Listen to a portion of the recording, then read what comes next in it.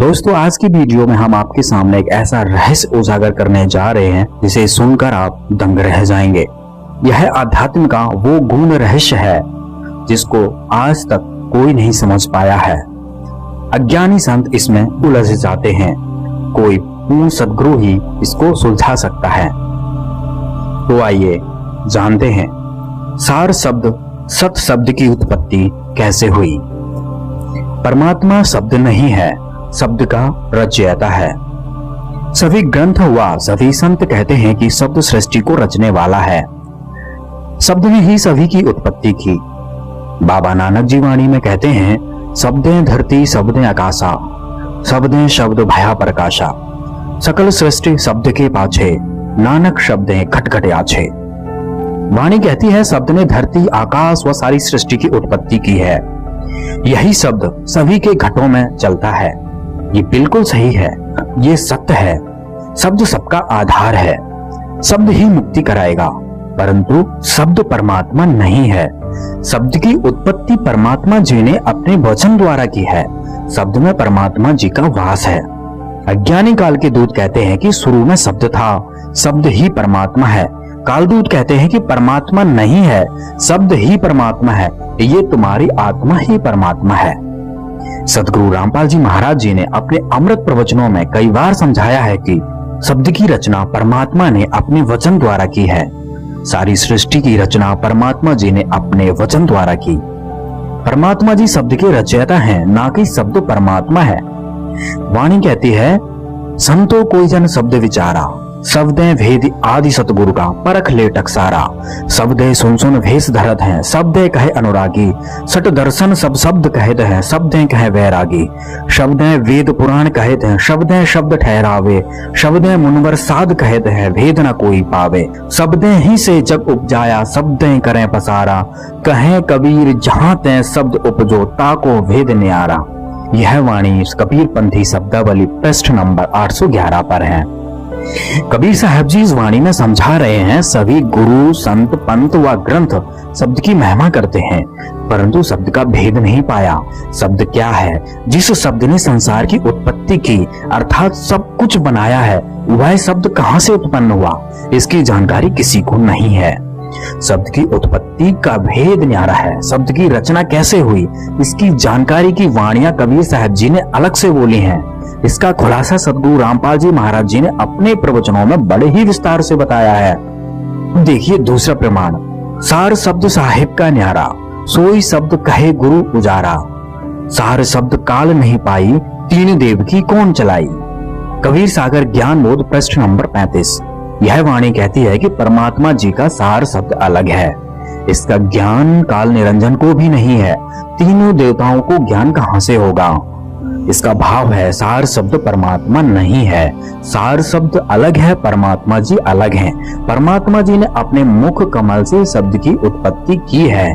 अब तीसरा प्रमाण देखिए कि शब्द अलग है, परमात्मा अलग है। वाणी है, संतो वह घर ऐसा जाना, जहवा है पुरुष ठिकाना।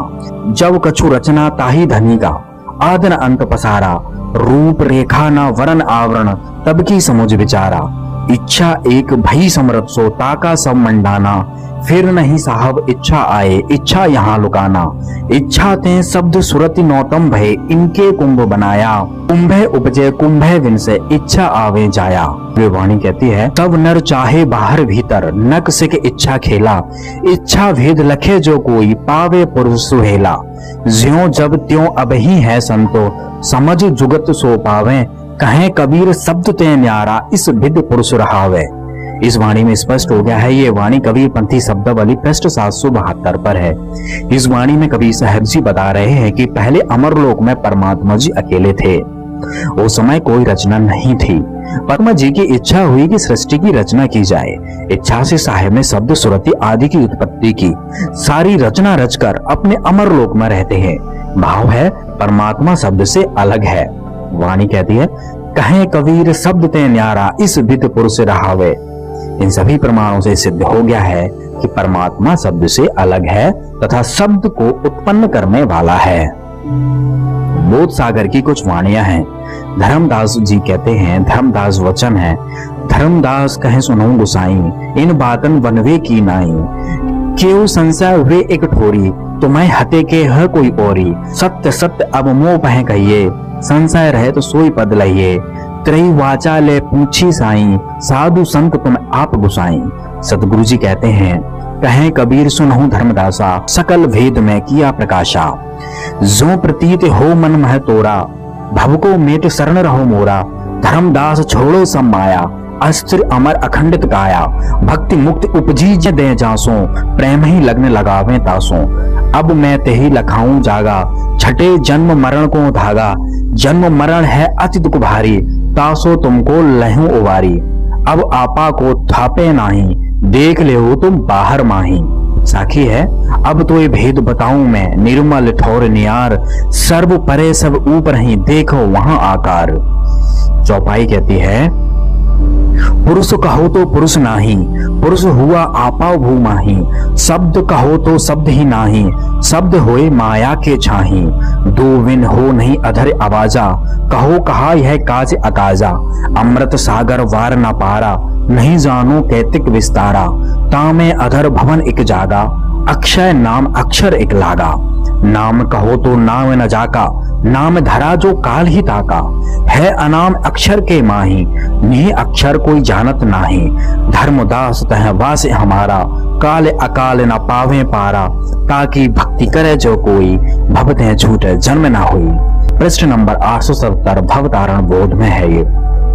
इन वाणियों में धर्मदास जी कबीर साहब जी से पूछ रहे हैं कि परमात्मा एक ठौर कैसे हैं, तुम ही परमात्मा हो या कोई और है। साहेब कबीर जी बता रहे हैं कि सबसे परे सभी के ऊपर एक निर्मल स्थान है, जहां परमात्मा आकार में रहता है। वाणी है, अब तो ये भेद बताऊं मैं, निर्मल ठौर नियार। सर्व परे सब ऊपर ही, देखो तहां आकार। आगे साहब जी बता रहे हैं, परमात्मा जी यहाँ मृत्यु लोक के पुरुषों जैसा नहीं है, उनका शरीर अविनाशी है। पुरुष कहो तो पुरुष ही नाही, पुरुष हुआ आपा भूमाही। वाणी कहती है, शब्द कहो तो शब्द नहीं, शब्द होए माया के छाई। दो विन होए नहीं अधर आवाजा, कहो कहाँ यह काज अकाजा। यहाँ साहेब समझा रहे हैं कि शब्द परमात्मा नहीं है। शब्द दो वस्तुओं के टकराए बिना उत्पन्न नहीं हो सकता। केवल एक शब्द से कार्य सिद्धि नहीं होगा, परमात्मा की भक्ति करनी होगी। वाणी कहती है, अमृत सागर वार न पारा, नहीं जानो कैतिक विस्तारा।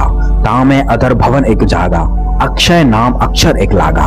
इस वाणी में बता रहे हैं कि ऊपर अमर लोक है, जिसका वार पार कोई नहीं पा सकता। अमर लोक में एक भवन है, जिसमें परमात्मा अमर शरीर में रहते हैं। गरीबदास जी कहते हैं, अर्श को उस पर सफेद गुम्मट है, जहां सतगुरु का डेरा। परमात्मा जी का आदि नाम है, जो अक्षर में है। उस नाम को छोड़कर यदि कोई और नाम से जाप करोगे तो काल में ही रह जाओगे। एक दूसरी वाणी में साहेब जी बता रहे हैं कि है नहीं शब्द शब्द से कहो, ज्ञानी होय सो पद लहेओ। परमात्मा जी नहीं शब्द हैं, परंतु शब्द से मिलेंगे। इन सभी प्रमाणों से सिद्ध हो गया है कि शब्द परमात्मा नहीं है। शब्द को परमात्मा जी ने अपने मुख कमल से बोलकर उत्पन्न किया है, और शब्द परमात्मा से मिलाने का साधन मात्र है। आगे शब्द की उत्पत्ति के प्रमाण देखिएगा। शब्द कैसे उत्पन्न हुआ। जेतिक वचन पुरुष उच्चारा, तही वचन नाम अधिकारा। जो वचन उच्चारण करते हैं वह शब्द अमर होता है, वह नाम बन जाता है। कबीर साहब जी अपनी वाणी में कहते हैं, रहे गुप्त प्रगति भई काया, श्वासा सार शब्द निर्माया। शब्द ही ते पुरुष स्थूला, शब्द ही मैं है सबको मूला। शब्द ही ते बहुत शब्द उच्चारा, शब्द शब्द भया उजियारा। शब्द हिते भव सकल पसारा, सोई सजीव को रखवारा। इन वाणियों में कबीर साहब जी समझा रहे हैं कि परमात्मा जी पहले गुप्त रूप में थे। सबसे पहले अपना विधेय स्वरूप प्रकट किया, फिर अपने अमर श्वास द्वारा सार शब्द को उत्पन्न किया। परमात्मा सार शब्द सबकी उत्पत्ति का करने वाला है। यही शब्द सबका मूल आधार है। इसी शब्द को शब्द गुरु कहते हैं। इसी शब्द में परमात्मा का निवास स्थान है। इसी शब्द से आगे और शब्दों की उत्पत्ति हुई। यही शब्द से मुक्ति होगी। शब्द परमात्मा से उत्पन्न है, ना कि परमात्मा शब्द से उत्पन्न है। अब जानिएगा शब्द की उत्पत्ति। और साहेब वचन सत्य फरमाया, सत्य शब्द अक्षर निर्माया।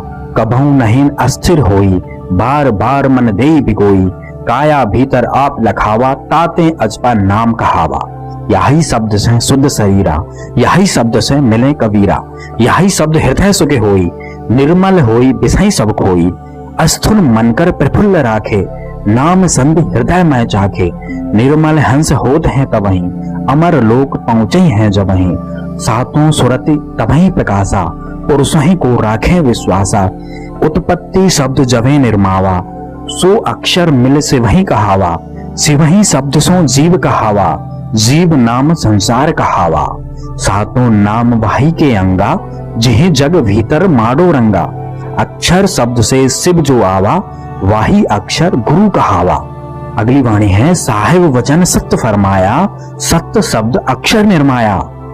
इस वाणी में कबीर साहब जी अपने आप को गुप्त रखकर एक गुरु की भूमिका अदा करते हुए कहते हैं कि परमात्मा ने अपने मुख कमल से एक वचन बोलकर सत्य शब्द अक्षर की उत्पत्ति की है। वाणी कहती है, कभू न अस्तर होई। यह अमर शब्द है जिसका कभी विनाश नहीं होता। इसी शब्द से सृष्टि की उत्पत्ति हुई। इसी शब्द को शब्द गुरु कहते हैं। यही शब्द परमात्मा से मिलाएगा। बार बार मन दे बिगोई। इसका अर्थ है इस शब्द में अपने मन को लगाए रखना, जिससे जीव का कल्याण होगा। जो ये कहते हैं कि शब्द परमात्मा से पहले था, वे अज्ञानी हैं, महामूर्ख हैं। इस वाणी को ध्यान से पढ़ लें। इन अज्ञानियों को भक्ति की ABCD का भी ज्ञान नहीं है। वाणी देखिए, काया भीतर आप लखावा, ताते अजपा नाम कहावा। हिये नैन से देखो भाई, जब वो देखा राम दिखाई। परमात्मा के मुख कमल से उत्पन्न ये अमर शब्द सबके शरीर में व बाहर भीतर चल रहा है, इसलिए इस शब्द को अजपा नाम भी कहते हैं। ये शब्द बिना ओम सोहम प्रकट नहीं होता। कहें कबीर सुनो धर्मदासा, ओम सोहम शब्द प्रकाशा। इस वाणी के माध्यम से कबीर साहब जी धर्मदास जी को समझा रहे हैं कि ओहम सोहम के द्वारा ही शब्द प्रकट होगा। गरीबदास जी महाराज जी भी अपनी वाणी में कहते हैं, ओहम सोहम सार संदेशा, मानो सतगुरु का उपदेशा। मान बढ़ाई यमपुर जाई, होए रहो दासन दासा। गरीब दास पद अर्श अनाहद, ओम सोहम जप श्वासा। अलख नाम घट भीतर देखो, हृदय माही करो विवेको। ये नैन सो देखो भाई, जब वो देखा राम दिखाई। परमात्मा जी के मुख से बोला सत्य शब्द जीव के हृदय में दिखाई देगा।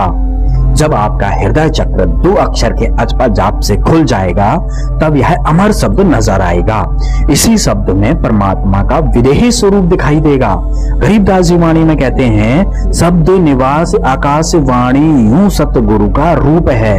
दिव्य दृष्टि खुली हमारी, सार शब्द से टोहा वो। गरीबदास गायत्री लापी, शीस पीठ जम रोया वो। भावार्थ है, सतगुरु का वास शब्द में है, अर्थात परमात्मा का स्वरूप शब्द में दिखाई देगा।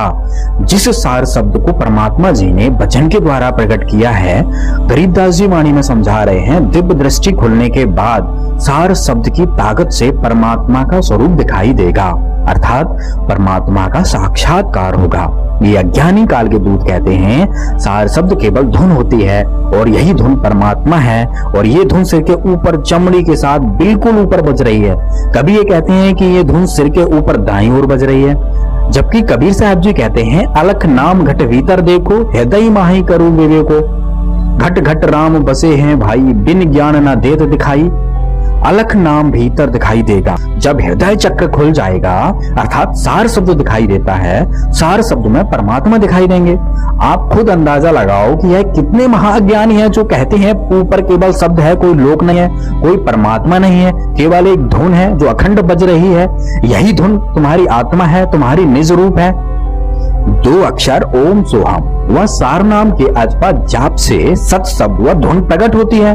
अनंत कोट ब्रह्मांड है और इनमें अनंत कोट धुन बज रही हैं। सार शब्द धुन अलग होती है, जिसको सुनने से पाप कर्म कट जाते हैं, आत्मा निर्मल होती है। और जब यह धुन सुनाई देने लग जाए, तब आप समझ लेना है कि आप सतलोक के नजदीक पहुंच गए हैं। यही शब्द से शुद्ध शरीरा, यही शब्द से मिले कबीरा। जिस शब्द को परमात्मा जी ने प्रकट किया, इसी शब्द से कबीर परमेश्वर मिलेंगे। वाणी कहती है, यही शब्द हृदय सुख होई, निर्मल ही हुई विसही सब खोई। निर्मल हंस होत हैं, तभी अमर लोक पहुंचे जब ही। इस शब्द से हृदय को खुशी होगी, आत्मा निर्मल और शुद्ध हो जाएगी। निर्मल हंस होते हैं तभी अमरलोक पहुंचते हैं। जब आत्मा शुद्ध हो जाएगी उसके बाद वह अमरलोक चली जाएगी। यही शब्द से शुद्ध शरीरा, यही शब्द से मिले कबीरा। उपरोक्त वाणियों से प्रमाणित हो गया है कि शब्द परमात्मा नहीं है, शब्द को परमात्मा ने उत्पन्न किया है और परमात्मा जी अपने अमरलोक में रहते हैं। कालदूत कहते हैं कि शब्द ही परमात्मा है, ऊपर कोई लोक नहीं है, ना ही परमात्मा का कोई अमर शरीर है। प्रमाणों को देखकर आप फैसला करें कौन झूठ बोल रहा है, कौन सत्य बोल रहा है। आज पढ़ा लिखा समाज है, किसी को भी भ्रमित नहीं किया जा सकता। जो लोग परमात्मा कबीर साहब जी के वाणियों के अर्थ के अनर्थ करके लोगों के सामने रखते हैं या रखवाते हैं तथा दूसरों को भ्रमित करते हैं, ऐसे अज्ञानियों व चतुर प्राणियों को 84 लाख योनियों में भी बहुत दुख कष्ट भरी यातनाएं झेलनी पड़ती हैं। तथा ये जो जीव ऐसे अभिमानी, चतुर, लालची, अज्ञानी के कहने अनुसार प्रभावित होकर भक्ति करते हैं, वे भी उसी प्रकार से 84 लाख योनियों में महाकष्ट के भागी बनते हैं। परमेश्वर की वाणी है, सतगुरु पुरुष कबीर हैं, चारों युग परवान, झूठे गुरुआ मर गए, हो गए भूत निशान। कबीर वेद पढ़े पर भेद न जाने, वाचे पुराण 18, जड़ को अंधे पान खिलावे, भूल के सिरजनहारा। जान बूझ साची तजे, करे झूठ से नेह, ताकि संगत हे प्रभु स्वप्न में भी न देह। बिन सतगुरु पावे नहीं, खाल के खोज विचार, 84 जग जात है, चिंतत नाही सार। झूठे गुरु के आसरे कदे न उतरे जीव, सच्चा पुरुष कबीर है, आदि परम गुरु पीव। चातुर प्राणी चोर है, मुद मुगद है ठोक, संतों के नहीं काम के, इनको दोगल जोग। सभी भक्त आत्माओं से निवेदन है कि काल के दूतों से सावधान रहें, अपने सदगुरु रामपाल जी महाराज जी में पूर्ण विश्वास रखें। आज के दिन विश्व में कोई भी संत रामपाल जी महाराज जी के ज्ञान के आगे टिक नहीं सकता। धन्यवाद।